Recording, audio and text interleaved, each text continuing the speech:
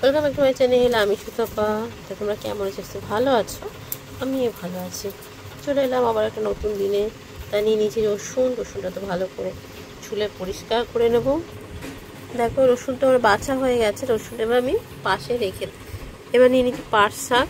এটাকে ভালো করে ছাড়িয়ে ধুয়ে জল ঝরিয়ে নিয়েছি। এবার শাকটাকে আমি কুচিয়ে নেব। দেখো আমি কুচিয়ে নিয়েছি, তোমরা গোটা গোটাও রাখতে পারো। আর ফ্যান চলছে জানো তো, ফ্যানের একটু আওয়াজ হচ্ছে কেন জানো তো, কি বিচ্ছিরি গরম তো সবাই জানো, তার জন্য। এই দেখো, দেখতে পাচ্ছ? দেখো বসিয়ে দিয়েছি কড়াই, দিয়ে দেবো কিছুটা জল পরিমাণ মতন, যেটুকুনি আমার লাগবে।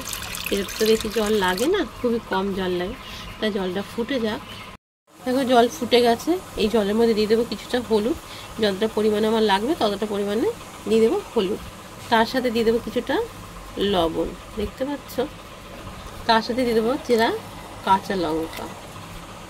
এবার এই ফুটন্ত জলের মধ্যে কেটে রাখা পাট শাকগুলো সব দিয়ে দেবো। ভালো করে শাকটাকে সিদ্ধ করে নেবো এই নুন হলুদ দিয়ে, জল দিয়ে। রান্নাটা জানি না কে কে জানো, মা এইভাবে করতো, খেতেও দুর্দান্ত লাগে জানো তো। তোমরা যারা এখনো জানো না অবশ্যই একবার করবে। আর এর মধ্যে আমি চিংড়ি মাছ দিলে অসাধারণ লাগে, কিন্তু এই মুহূর্তে আমার কাছে চিংড়ি মাছ নেই, তাই যা আছে তাই দিয়ে তোমাদের সাথে করে শেয়ার করি। সঙ্গে থাকো আর দেখতে থাকো। শাকটা তো সিদ্ধ হয়ে গেছে, দেখতেই পাচ্ছ। জানো তো বন্ধুরা, এটা যখন সিদ্ধ হচ্ছে না, এত সুন্দর একটা গন্ধ বেরিয়েছে পাট শাকের, আমি কি বলবো, খুব ভালো লাগছে জানো। এবার এটা নাবিয়ে নেব। নাবিয়ে নিয়ে বসিয়ে দিচ্ছি কড়াই তো গরম হয়ে গেছে। দিয়ে দেবো সর্ষের তেল। এই দেখো, যে কোনো রান্না তো সর্ষের তেলে ভালো হয়, তাই আমি নিয়ে নিলাম সর্ষের তেল। তেলের মধ্যে দিয়ে দিলাম শুকনো লঙ্কা একটা চিড়ে দিয়েছি। তেলে একটা শুকনো লঙ্কা দিয়ে দিয়েছি, তার সাথে দিয়ে দেবো কালো জিরে অনেকটা দিয়ে দিলাম বেশ। এবার দিয়ে দেবো যে রসুনগুলো রেখেছিলাম না, সেটা করে দিচ্ছি, খেতে করে তেলে একটু দিয়ে দিলাম। রসুনটাকে একটু ভালো করে লাল লাল করে ভেজে নেবো। রসুনের গন্ধটা কি ভালো লাগছে, আর সত্যি ভালো লাগে বলো। রসুনের ফ্লেভারটা যে কোনো জিনিসে দিলে সেই তার টেস্ট ওই গন্ধের জন্য পাল্টে যায়, তাই না? দেখো হালকা ব্রাউন ব্রাউন হয়েছে, আর ভাজবো না, এরপর কালচে হয়ে গেলে না ভালো লাগে না দেখতে। এবার দিয়ে দেবো পাট শাক। দেখো দিয়ে দিয়েছি। এটাকে মা বলতো পাট শাকের শুক্তো, কেউ বলে পাট শাকের ঝোল, যে যেমন ভালো পাবো, মানে যার যেটা ভালো লাগে, তাই না? আর এরপর চিংড়ি মাছ দিয়ে তোমরা এরকমভাবে করে খাবে, জাস্ট দুর্দান্ত লাগে। যদি বড় চিংড়ি হয় তাহলে একটু বেটে নিয়ে দিলে ভেজে, তার সাথে দুর্দান্ত হয়। দেখতে পাচ্ছ কি সুন্দর লাগছে। তারপর এটা হয়ে গেছে, নাবিয়ে নেবো। এবার নাবিয়ে নিয়েছি, তাই কেমন হয়েছে তোমরা অবশ্যই বলো। আর লাইক শেয়ার কমেন্ট সাবস্ক্রাইব পাশে থেকো। সবাই সুস্থ থেকো, ভালো থেকো। সবাইকে টাটা, দেখা হবে নতুন কোনো ভিডিওর সঙ্গে। তাহলে এখন আসি, অনেক অনেক ভালোবাসা। Welcome back to my channel. আমি সুতপা। তো তোমরা কেমন আছো? ভালো আছো? আমিও ভালো আছি। চলে এলাম আবার একটা নতুন দিনে। তাই নিয়ে নিয়েছি রসুনটা তো ভালো করে ছুলে পরিষ্কার করে নেব। দেখো রসুনটা আমার বাছা হয়ে গেছে। রসুন এবার আমি পাশে রেখে এবার নিয়ে নিচ্ছি পাট শাক। এটাকে ভালো করে ছাড়িয়ে ধুয়ে জল ঝরিয়ে নিয়েছি। এবার শাকটাকে আমি কুচিয়ে নেব।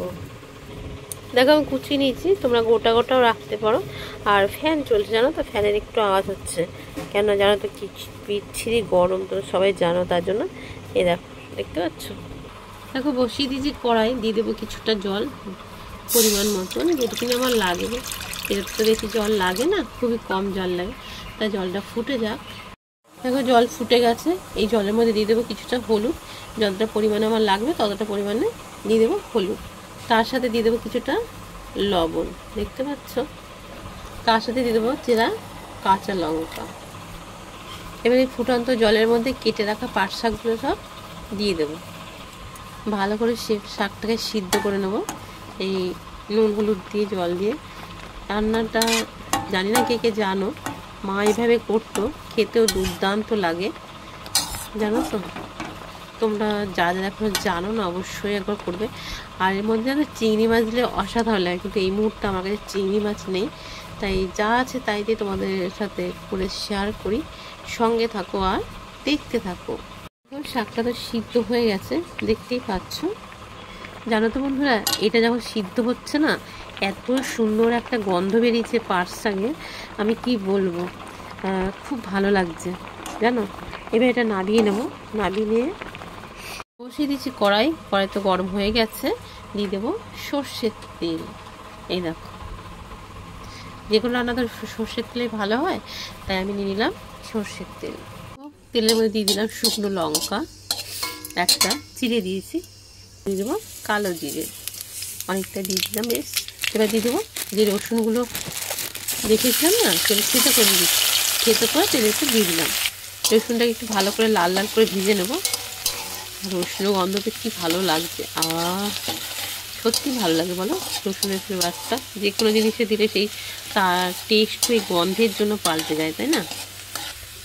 দেখো হালকা ব্রাউন ব্রাউন হয়েছে, আর ভাজবো না, এরপর কালচে হয়ে গেলে না ভালো লাগে না দেখতে।